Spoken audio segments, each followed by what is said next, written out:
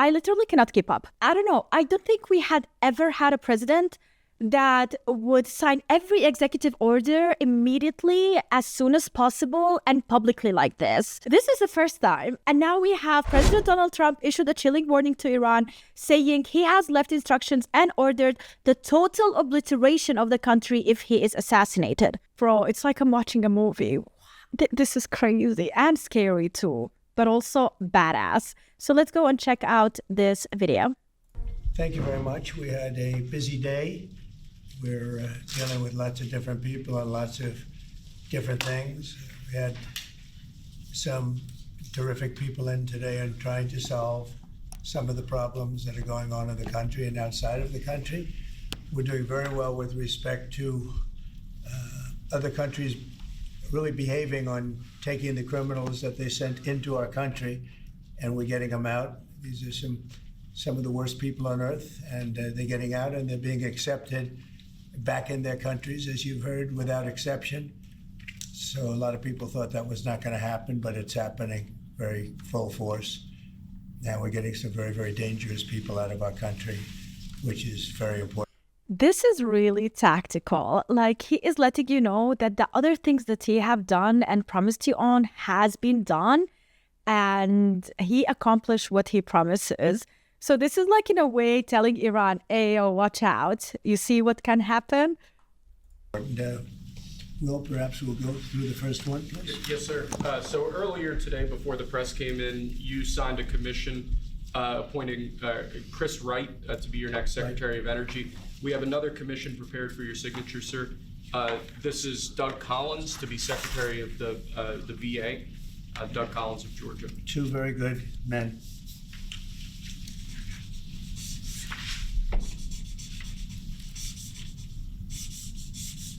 How many pens he has? Okay. You will be signing a lot. Thank you, sir.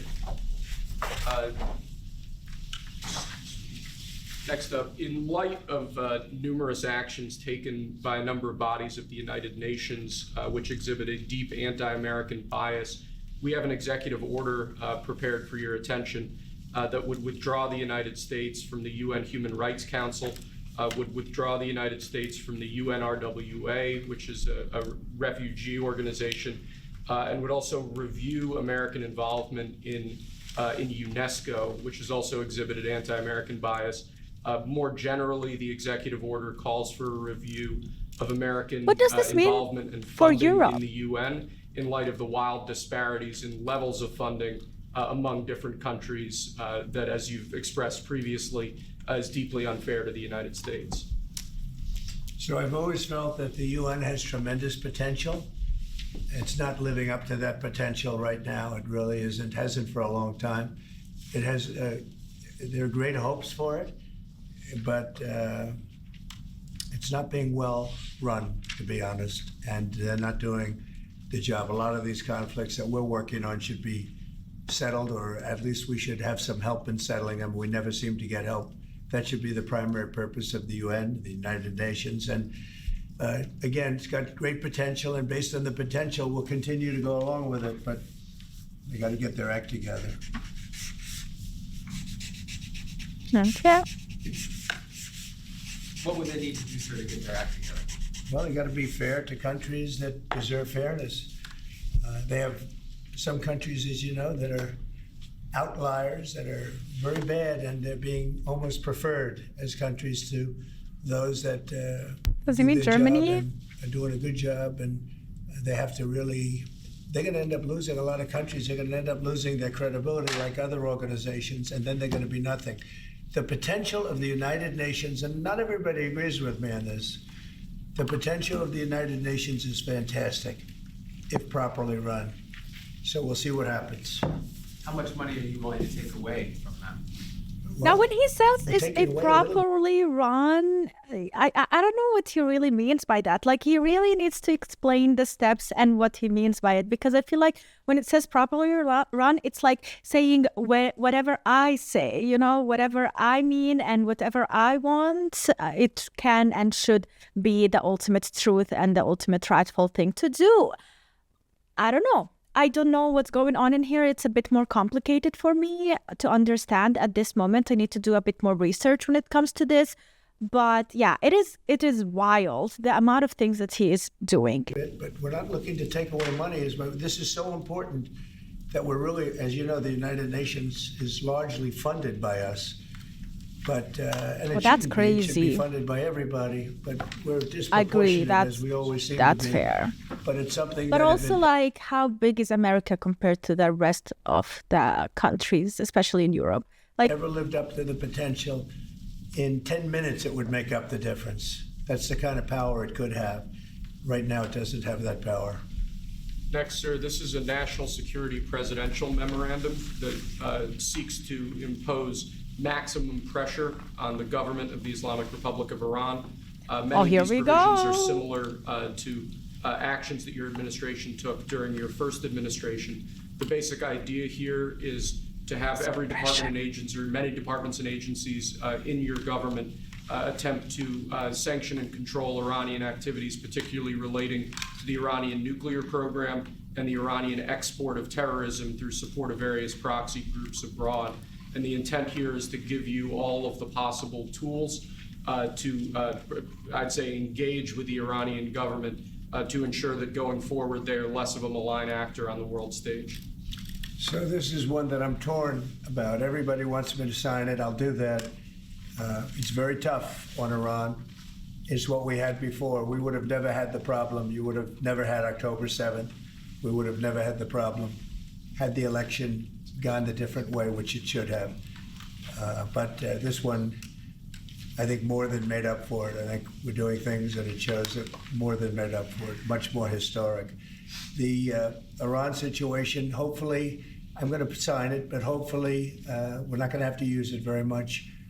We will. just a bit. We're not going to use it very much, a lot of nuclear. It's a teeny tiny one. We'll see whether or not we can arrange or work out a deal with Iran and everybody can live together, and maybe that's possible and maybe it's not possible.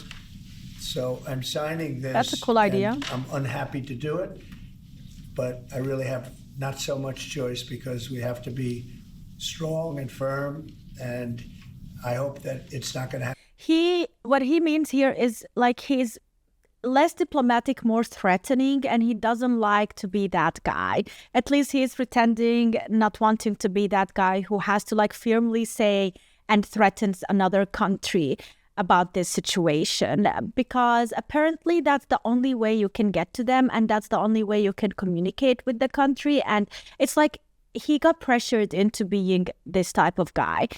I don't know if that is true or not, but that's how it seems. Have to be used in any great measure at all. It'd be great if we could have a Middle East and maybe a world at total peace. Right now, you don't have that. Total peace in Middle East. Oh, bro, that's very difficult. Keep in mind, like, it's Middle East is the start of 3 religions. It's the start of one of the biggest divisions, and historically speaking, and even today, it is very politically difficult and torn. Even the Middle East is not united by itself. Like, I come from Jordan. I'm half Arab, and I know the situation in Jordan and the neighboring countries around Jordan: Iraq, Syria, Lebanon, Palestine, Israel. Then we have Saudi Arabia. We have a lot of countries that don't even agree on a lot of things, and it's in the middle. Jordan is such a small country and it is in the middle, but it dealt so much damage from every side. Like, the fact that we are a monarchy and the fact that our king is half American or has a very well relationship with America kind of did help the country itself, and it is way different than the other surrounding countries and the situations in it as well. But yeah, the division is huge, you guys. It is enormous. When I left, you had peace all over the world, and now you have the world is blowing up. As you know, Bibi is coming in to see me later. Others are coming in to see me. We'll see what we can do. But I'm signing this, and hopefully it will be a document which won't be very important, will hardly have to be used. So what kind of deal would you be prepared to Well, make we're going to with see. I mean, we're going to see. They cannot have a nuclear weapon. With me, it's very simple.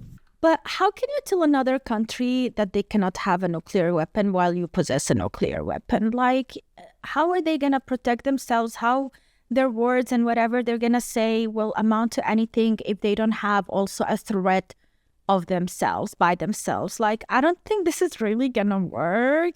I don't think Iran will ever say, oh, okay, take our nuclear weapons. We don't need them anymore. Like, I'm scared that this is not going to work.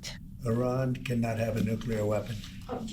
We don't want to be tough on Iran. We don't want to be tough on anybody, but they just can't have a nuclear weapon. Mr. President, are you going to engage? Oh my God, the amount of people who are like, they want answers for this, because like you cannot just say it to a country, no, Israel has nuclear weapon and America has a lot of nuclear weapons. Russia has nuclear weapons. And now you want Iran not to have some because of what happened in Israel and the war itself. And I do understand some points and how undiplomatically Iran has done what they have done. But yeah, maybe that's why. Like, he's scared that they don't care. He's scared that there is no talking with them. And that's a problem. Conversations with your counterpart in Iran? I would. Do you want to block the sale of Iranian oil to other nations? Well, we have the right to do that. And that's what I did before. And they had no money. They wouldn't have had the money for Hamas or Hezbollah or anybody else. It could have been solved, this thing. It's just, if things went the way they should have, this would have been over long ago. But it's not over. How close do you think Iran is to developing a nuclear weapon? I think they're close. They're too close. But again, you could go back 4 years. I would have said they would have had it during this intervening period. But they're pretty close, Peter. And why? I have a feeling that they already do have it. I remember, I was way younger, and I remember people saying Iran has a nuclear weapon. Am I dreaming? Was I in a different universe? Is Iran happy to sign it? Okay, If it's Iran and their proxies who have threatened to retaliate against you and your team by killing you guys for taking out Soleimani. Well, they haven't done that, and Apparently. that would be a terrible thing for them to do. Not because of me. If they did that, they would be obliterated. That'd be the end. I've left instructions. Oh my! If they do it, they get obliterated. There won't be anything left. You guys, he left instructions. If they assassinate Donald Trump, he left instructions. He is ready for this. He's prepared for it. He thought about it. Oh my God, that is brutal. Just the world we're living in. And they shouldn't be able to do it. And Biden should have said that, but he never did. I don't know why. Lack of intelligence, perhaps. But he never said it. Called him dumb. If that happens to a leader, or That's close so to a dumb. leader, frankly, if you had other people involved also, you would call for total obliteration of a state that did it. That would include Iran. Poor So I'm signing civilians. this, and it's a very powerful document, but hopefully we're not going to have to use it. Mr. President, if the Prime Minister today were to ask your help in striking at Iran's nuclear facilities to prevent the kind of progress towards a nuclear weapon, would you give him the green light? Either to do it himself or for the U.S. to participate with him? I don't know that that's what he's going to be asking for. I have no idea that it is. You're telling me. We're going to have a pretty long meeting. We're going to be discussing a lot of things, not only that, but a lot of things. And I'll let you know if the time comes to let you know. But right now, that's not something that I can discuss. Mr. President, when you said if they do it, they get obliterated. Just to be clear, you're talking about if Iran made an attempt on your life. Yeah. That would be called total obliteration. What is total obliteration? A nuclear bomb. There is nothing else that can be a total obliteration. So he is threatening with a nuclear bomb by telling them not to have one in return. How will this develop, you guys? And I can't imagine they do that. It should have been stated by Biden, but he didn't state it because he had no clue, as you know, as everybody What knows. is your vision actually for As everybody knows. Do you have anything else? No, that's all we have. My vision for a what? relationship with Iran, and what do you? I'd love to have a good relationship with everybody. They can't have a nuclear weapon. That was my only It was the only thing that was very important. They can't have a nuclear weapon.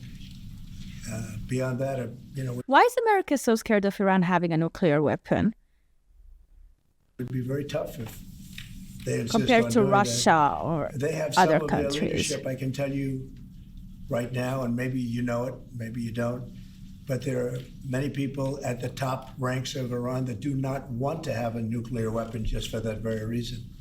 Well, I would really love to know, why would it be a problem to have a nuclear weapon in Iran and not other countries who are like important, big, strong countries?